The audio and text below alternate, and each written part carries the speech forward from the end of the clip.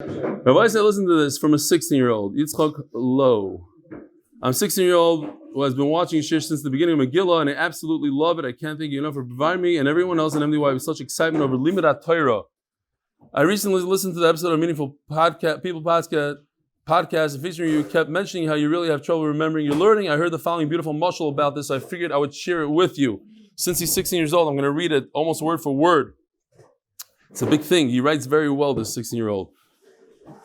One time, two peasants were summoned to the king.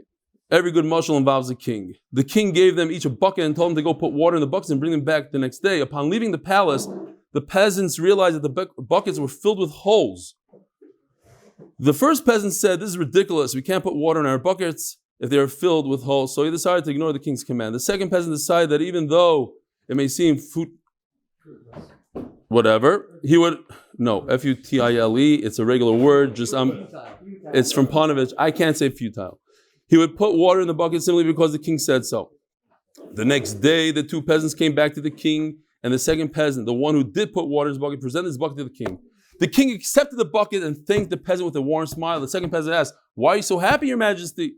There's no water in the bucket." "Yes, he did put water in, but it isn't there anymore, so who cares?" The king turned to the peasant and said, "You don't understand, I just wanted you to clean the bucket."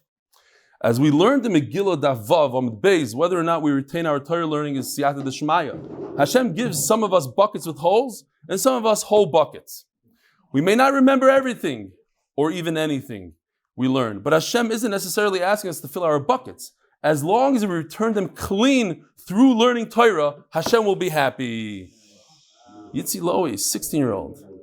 A lot of people use, "I'm not going to remember any of it," as an excuse not to join Daf Yomi. Hopefully we can use this powerful mashal to inspire them to start the journey and remind them it's not always about filling your bucket. Chashav Moed.